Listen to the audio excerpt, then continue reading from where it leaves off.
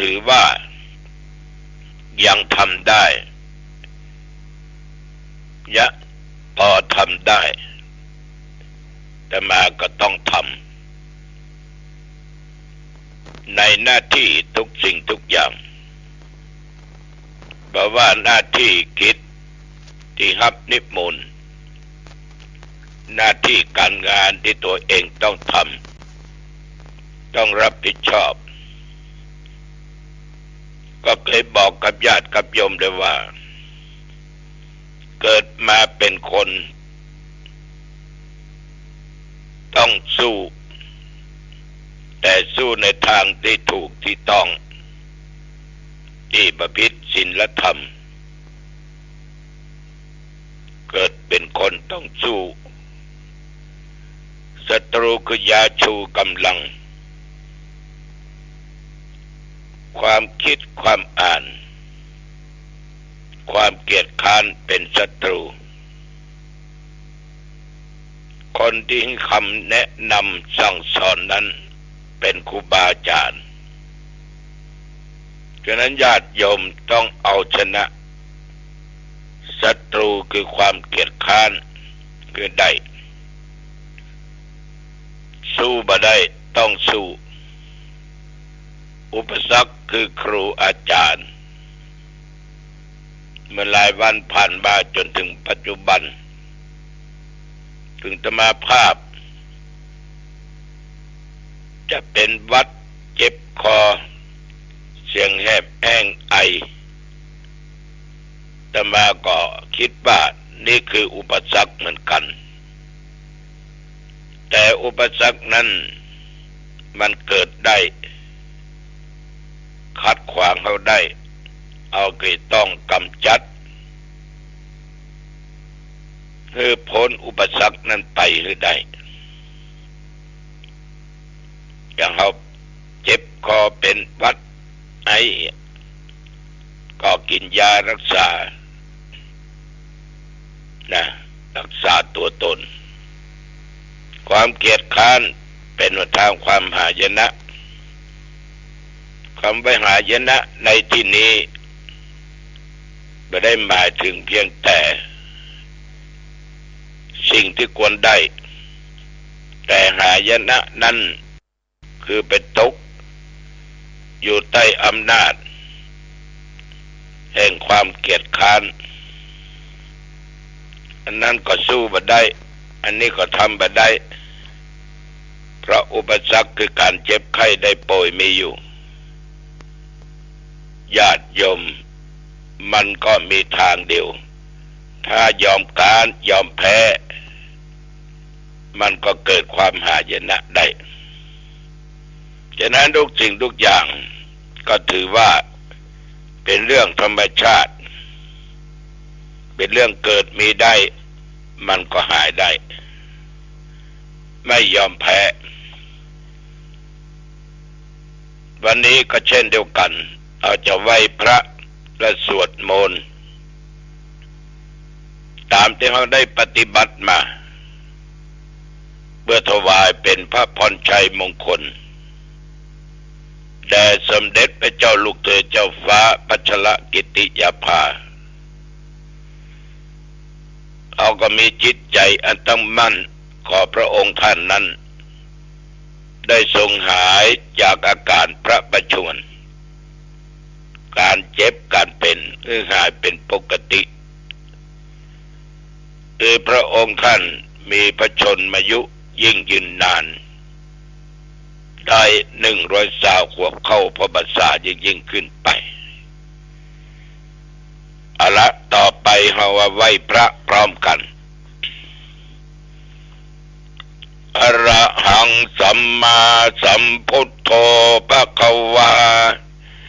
พระผู้มีพระภาคเจ้าเป็นพระอรหันต์ดับเพลิงกิเลสเพลิงทุกข์สิ้นเชิงตรัสรู้ชอบได้โดยพระองค์เองพุทธังภควันตังอภิวาเทมิข้าพเจ้าอภิวาทพระผู้มีพระภาคเจ้าผู้รู้ผู้ตื่นผู้เบิกบาน กราบพระพุทธสวากขาโตภควตาธัมโมพระธรรมเป็นธรรมที่พระผู้มีพระภาคเจ้าตรัสไว้ดีแล้วธัมมังนัมสสามิข้าพเจ้านมัสการพระธรรมกราบพระธรรมสุปฏิปันโนภควโตสาวกสังโฆพระสงฆ์สาวกของพระผู้มีพระภาคเจ้าปฏิบัติดีแล้วสังฆังนะมามิข้าพเจ้านอบน้อมพระสงฆ์กราบพระสงฆ์นะโมตัสสะภะคะวะโตขอนอบน้อมแด่พระผู้มีพระภาคเจ้าพระองค์นั้นอะระหะโตซึ่งเป็นผู้ไกลจากกิเลส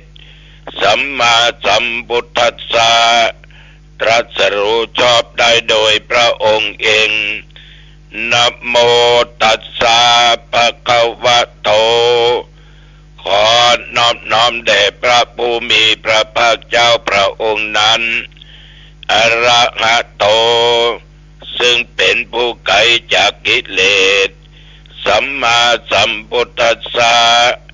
ตรัสรู้ชอบได้โดยพระองค์เองนะโมตัสสะภะคะวะโตขอนอบน้อมแด่พระผู้มีพระภาคเจ้าพระองค์นั้นอะระหะโต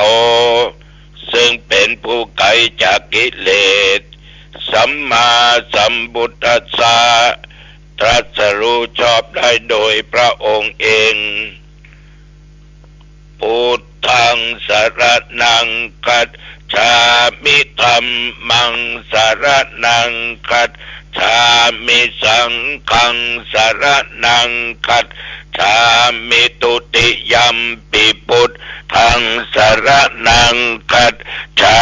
มิตุติยัมปิธัมมังสรณังคัจฉามิตุติยัมปิสังฆังสรณังคัจฉามิตติยัมปิพุทธังสรณังคัจฉามิตติยัมปิธัมมังสรณังคัจฉามิตติยัมปิสังฆังสรณังคัจฉามิยะโตหังภาคินิอริยญาจ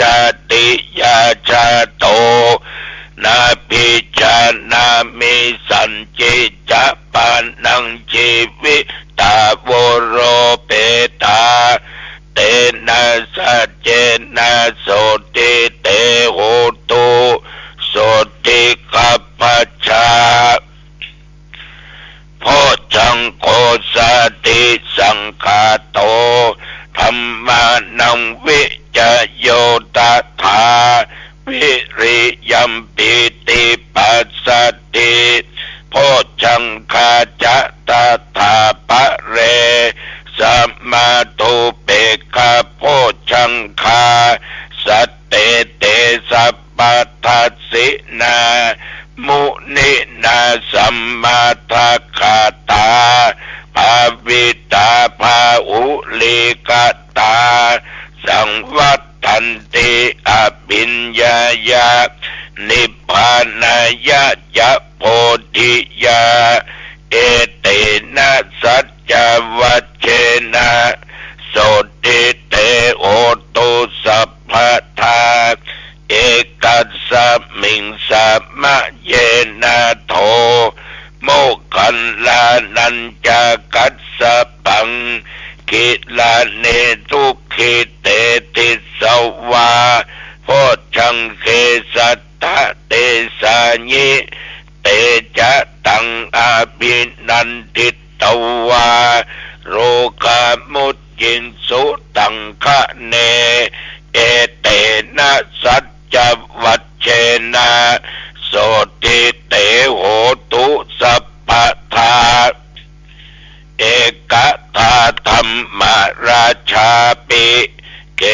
นเยนะปิปิลิโตจุนตะเตเลนะตันเยวะภะนาเปตวานะสาทะรังสัมโมติตวาจะอาภาธาตัมหาบุตธาสิธานะโสเอเตนะสัจจวัชเชนะโสทิเตโอโตสัพพทาปะอินาเตจะอาปาทาตินนันนัมปิมาเยสินังมัคคะหัตถกิเลสาวะปัตตานุปติธัมมะตังเอเตนะสัจจวัชเชนะโสติเตโอตุสัพพทาภวตุสัพพมังคลังรักขันตุสัพพเทวตาสัพพพุทธานุภาเวนะสัทธาโสทิภวันตุเตภวตุสัพพมังคลังรักขันตุสัพพเทวตาสัพพธัมมานุภาเวนะสัทธาโสทิภวันตุเตภวตุสัพพมังคลังรักขันตุสัพพเทวตาสัพพสังฆานุภาเวนะสัทธาโสทิภวันตุเตขอถวายพระพรกรมอุตุได้ประกาศว่านับตั้งแต่เมื่อตะวันวามาจนถึงปัจจุบันบัดเดี๋ยวนี้วัดหนองตองและใกล้เคียงไตเหนือตกหมอกบ่มีรายงานว่าฝนตกอากาศนั้นพอดีไม่ร้อนและไม่หนาวจนเกินไปอุณหภูมิ19 องศาในปัจจุบันบัดเดี๋ยวนี้ขออนุโมทนาขอบใจต่อญาติต่อโยมที่มีจิตเป็นมหากุศลได้สมทบในการจัดซื้อเครื่องมือการแพทย์เครื่องช่วยหายใจไว้กับโรงพยาบาลห่างดงห้อง ICU ไว้ช่วยเหลือชีวิตเพื่อนมนุษย์ร่วมโลกเดียวกันนี้ได้ดูแลรักษาและมีชีวิตอยู่กับครอบครัวเพราะคนเข้าห้อง ICU นั้นต้องมีเครื่องมือดีๆถูกต้องแล้วก็เป็นการยื้อชีวิตไว้ได้แต่ตัวเจ้าไม่ได้หมายความว่ามันจะไม่ตาย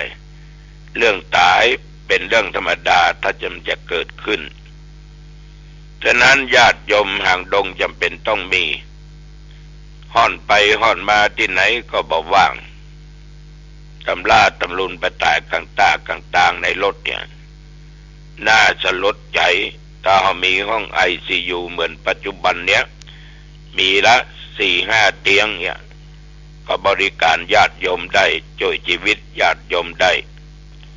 ก็ตั้งเป้าไว้10 เตียงตกอยู่ประมาณ10 ล้านกองบุญแต่ว่านี้มีคุณสุวิทย์เอื้อกิตติกุลคุณเสน่ห์กฤษพรหมเทพหมู่บ้านปรามสปริงอำเภอเมืองเชียงใหม่บ่ก็โยมแม่เป็นก่อปลาลูกปลาหลานนำมาร่วมทำบุญ1,000 กล่องบุญต้องขออนุโมทนาเป็นอย่างมากแม่บุญปันอุคำบ้านจังกระดาษ300 กล่องบุญโยมอรพันธ์อรวรรณจันก้อน200 กล่องบุญทำบุญคล้ายวันเกิดและทานไปหาผู้ที่ล่วงลับดับขันไปคุณอรงกฎคุณพิ พิยาพิดาบ้านอ้อย1,000 กล่องบุญป่อศรีนวลสว่างวงบ้านดงเหนือแม่ริม100 กล่องบุญต้องขออนุโมทนาเป็นอย่างมากญาติโยมท่านผู้ฟังปัจจุบันยังต้องการระฆังอยู่นะตะวานี่หลังจากกินข้าวงายเรียบร้อยก็ไปงานข่าวดำที่บ้านคุณคงเพราะคนเท่านั้นเปิ้นเป็นคนวัดคนบาคนศีลคนธรรมอายุได้94เดี๋ยวก็ไปร่วมพิธีตลอดจนเผาศพเรียบร้อยก็กลับวัดญาติโยมตะวานั้นก็พอดีมีหลวงพ่อที่เคยบวชอยู่วัดหนองตองเนี่ยไปถือศีลภาวนาที่ถ้ำดอยตนอำเภอแม่วางอายุ80 ปลายละก็สังกัดอยู่ที่วัดหนองตองไม่ได้ย้ายไปไหนก็จะกลับภูมิลำเนาเดิมมาอยู่ที่วัดหนองตองก็เลยบอกว่าเป็นนักปฏิบัติไปอยู่ที่ศึกษาธรรมปฏิบัติธรรมที่สร้างญาติโยมตัวเจ้าวัดหนองตองมีหลาย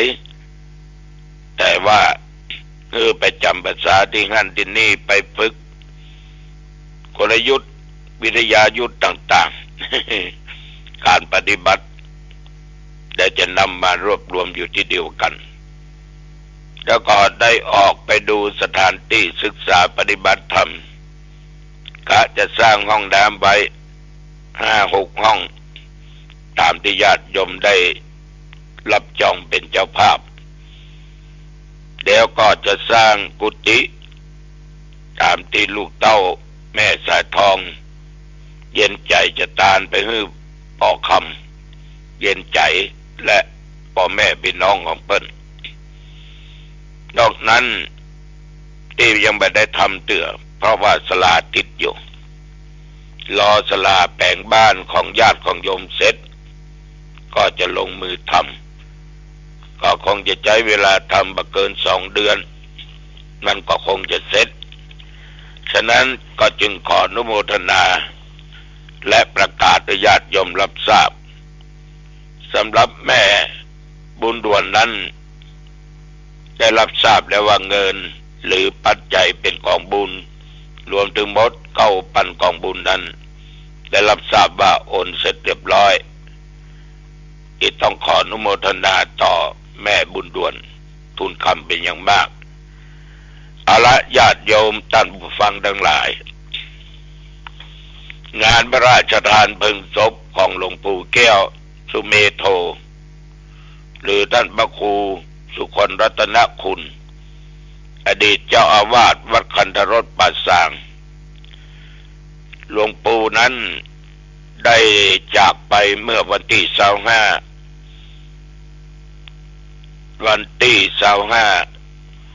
ของปีที่แล้วของปีที่แล้วเดือนกุมภาพันธ์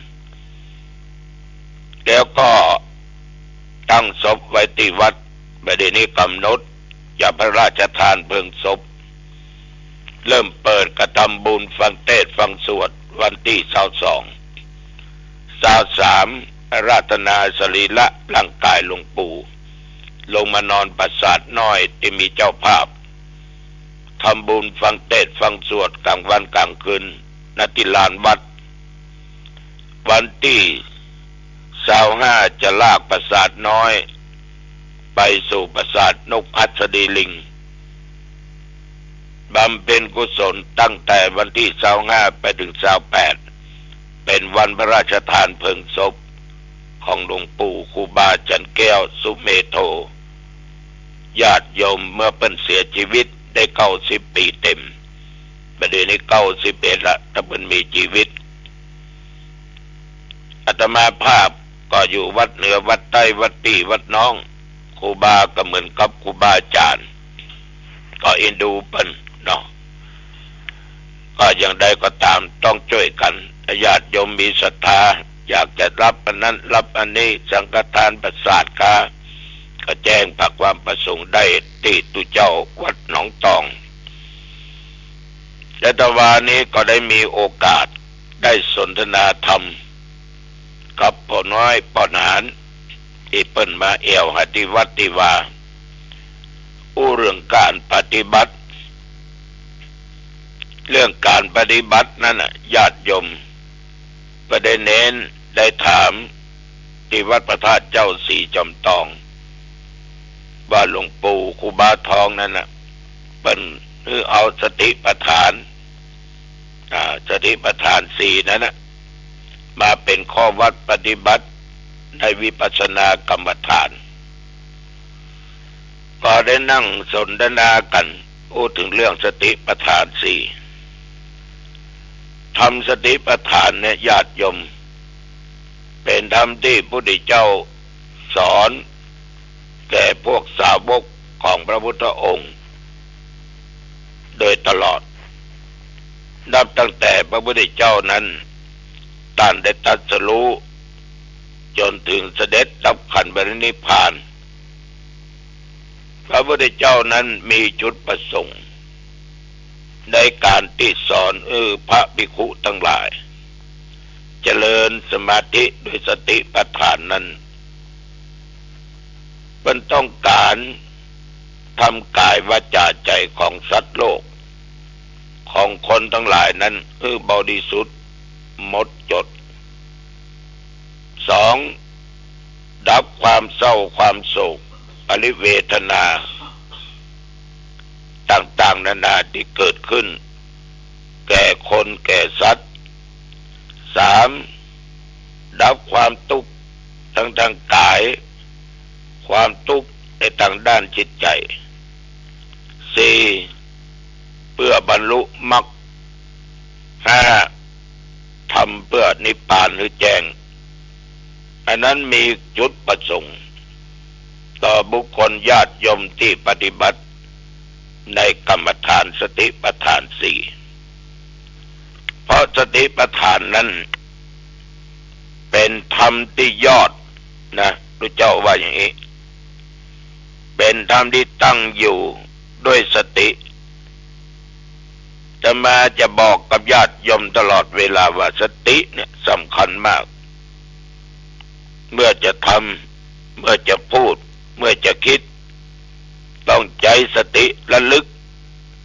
ว่าสิ่งที่ทำสิ่งที่สิ่งที่คิดมันถูกต้องหรือไม่ถ้าไม่ถูกต้องเราก็บ่นำมาปฏิบัติ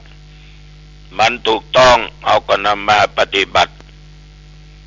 โยมทุกวันตื่นเช้ามาโยมก็มีสติละถ้ามีสติก็เป็นสเปะสปะไปหมดนะอย่างบรรทุกอาจจะผิดพลาดได้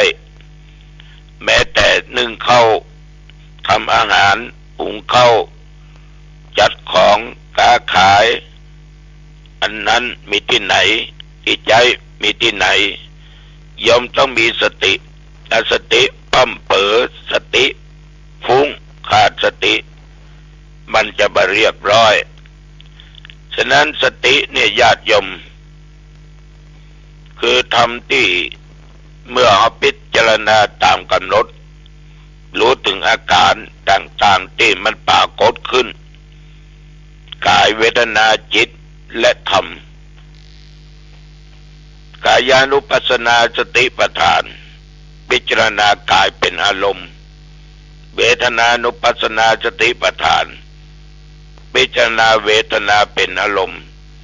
จิตานุปัสสนาสติกรรมฐานพิจารณาจิตเป็นอารมณ์ธรรมานุปัสสนาสติปัฏฐานการพิจารณาธรรมเป็นอารมณ์ร่างกายเนี่ยญาติโยมเอาก็มาพิจารณาว่าในร่างกายของเราทั้งหมดเนี่ยที่เราได้สมมุติว่าเป็นตัวเป็นตนเป็นคนนั้นเป็นคนนี้เป็นของกูเป็นของมึงนี่นะเอาลองพิจารณาดูทีๆแยกคือมันออกบอกมันถูกเอาตั้งเกสาโลมานะกาทันตาตะโจไปนะที่ มันเป็นกายที่ปรากฏถึงหันถึงนอกถึงในถึงไส้ถึงพุงสะปะสะเปดเอามาเป็นอารมณ์พิจารณาว่ากายเนี่ยมันก็เป็นอนิจจังทุกขังอนัตตาบัดเที่ยงแท้แน่นอนไม่เกิดแล้วก็มีการเปลี่ยนแปลงผันแปรบางคงที่มีการเจ็บแล้วก็ตายอย่างต่อมาภาพเวลานี้เกิดเวทนาขึ้นเป็นอารมณ์เขาก็บอกว่าเป็นหนอเจ็บหนอไอหนอไอหนอนั้นคันดิดหรอคันหนอไอหนอกูเป็นวันเนี่ยสาธิตให้ดูสาธิตไปอยากจะสาธิตดังนั้นยอมทั้งหลายเวทนาเกิดขึ้นการเจ็บป่วยเป็นเรื่องธรรมดาอย่างเขานั่งเมินเนี่ยก็เกิดปวดแข้งปวดขาปวดอันปวดนี้มาได้กินข้าวก็อยากกินข้าวก็เป็นเวทนากินแล้วก็ขับกระถ่ายก็เป็นเวทนาทุกสิ่งทุกอย่างเอามาเป็นอารมณ์ได้ทั้งนั้นแต่ถือว่ามันเป็นเรื่องของพระไตรลักษณ์เรื่องจิตเนี่ยเป็นตัวสำคัญว่าทำไมจิตใจเฮานี่วอกแวกมาอยู่กับที่กับทางนะอันนี้ใหญ่เอาจะต้อมจิตหรือใดมันดีก็ไปทางนั้นมาดีไปทางนี้คือนั่งขายของได้แต่จิตไปอยู่กับที่กับทางเป็นอย่างกระโมปี้อันนี้ตัวใดนะปี้อันนี้ตัวใดนะจิตไปอยู่กับที่กับทางต้องระมัดระวังจิตเป็นสำคัญนะอารมณ์ต่างๆที่เกิดขึ้นเป็นสิ่งสำคัญมันเกิดจากประตู5-6ประตูตาหูจมูกลิ้นกายส่งไปที่ใจต้องระมัดระวังนะญาติโยมนะอันนี้ก็นั่งสนทนากันกับญาติกับโยมก็เป็นเวลาสมควรเพื่อกับปิกอาตมาภาพก็นำโดยสังเขปมานั่งจ่าญาติโยมฟังก็ขอฝากไว้กับญาติกับโยมผู้ปฏิบัติทั้งหลายปฏิบัติก็ไม่ได้หมายความว่าจะเป็นนั่งอยู่หันตลอดโยมเดินโยมยืนโยมนั่งโยมนอนขายของยะการปูจ๋าฟังธรรมทำอย่างกระจ่างเถอะปฏิบัติได้ทั้งนั้นนะวันนี้ก็ขอฝากไว้แค่นี้อายุวันโนสุขังพลังพบกันใหม่โอกาสหน้าเจริญพร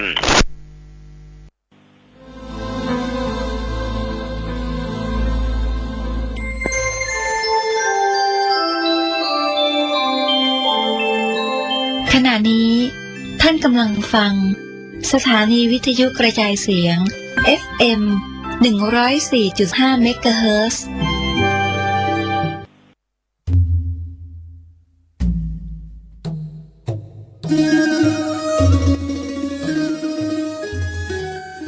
ข่าวสารเพื่อการประชาสัมพันธ์พิธีออกเมนพระราชทานเพลิงศพพระครูอุปถัมภ์ศาสนคุณ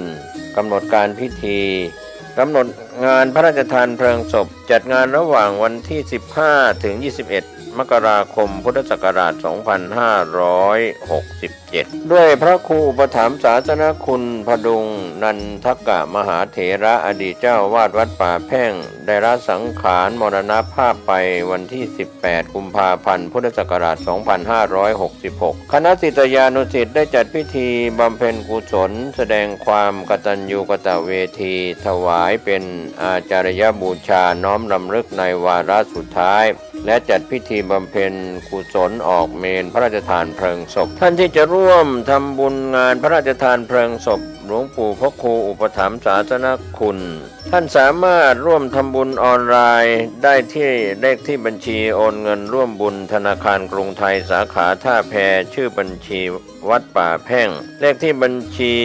501020958 ธนาคารกสิกรไทยสาขาโลตัสคำเที่ยงชื่อบัญชีวัดป่าแพ่งเลขที่บัญชี0798916661ติดต่อโดยตรงที่พระมหาประเสริฐพัทธจาโร0846161734 ดร.กรภพศรีสัน098-783-9516กำหนดการวันอาทิตย์ที่ 21 มกราคม พุทธศักราช 2567 เป็นวันพิธีพระราชทานเพลิงศพช่วงเช้าวันอาทิตย์ที่ 21 มกราคม 8 นาฬิกาพระภิกษุสามเณรคณะศรัทธาสาธุชนพร้อมกันณโรงเรียนเทศบาลวัดป่าแพ่ง 9 นาฬิกา 30 นาทีพระสงฆ์ 20 รูปสวดอาทิตตปริยายสูตรมัคคณายกโอกาสเวนตาลและสุมาครัวตาลถวายทายธรรมรับพรแผ่เมตตาวันทานน้อย 11 นาฬิกาถวายภัตตาหารเพลณหอประชุมอาคารคุณธรรม 47 โรงเรียนเทศบาลวัดป่าแพ่ง 13 นาฬิกาจุดธูปเทียนบูชาพระรัตนตรัยนำกล่าวคำบูชาพระรัตนตรัยพระสงฆ์90 รูปสวดมาติกาบังสุกุลพิธีทอดผ้าบังสุกุลจำนวน100 ไตรพิธีพระราชทานเพลิงศพเวลา 14 นาฬิกา 45 นาทีข้าราชการแต่งกายชุดปกติขาวและญาติพี่น้องพระครูอุปถัมภ์ศาสนคุณตั้งแถวรับกล่องเพลิงพระราชทานเจ้าหน้าที่ตั้งแต่งกล่องเพลิงพระราชทานในที่อันเหมาะสมพันเอกพิเศษสุนทรมานวะอ่านหมายรับสั่งอ่านสำนึกในพระมหากรุณาธิคุณนางวิธิมากันยายนอ่านประวัติพระครูอุปถัมภ์ศาสนคุณประธานในพิธีทอดผ้าไตรประธานสงฆ์ประธานในพิธีวางดอกไม้จันทร์พระสงฆ์วางดอกไม้จันทร์ผู้มีเกียรติระดับสูงข้าราชการแต่งกายชุดปกติขาวชุดเครื่องแบบต้นสังกัดคณะศรัทธาสาธุชนวางดอกไม้จันทร์ตามลำดับเป็นเสร็จพิธีก็เป็นข่าวสารเพื่อการประชาสัมพันธ์ในกำหนดการออกเมนพระราชทานเพลิงศพพระครูอุปถัมภ์ศาสนคุณพดุงนันทกมหาเถระอายุ 93 ปีพรรษา 72 อดีตเจ้าวาดวัดป่าแพ่งคณะสงฆ์คณะศิษยานุศิษย์คณะศรัทธาผู้มีความเคารพนับถือร่วมงานนี้โดยพร้อมเพรียงกัน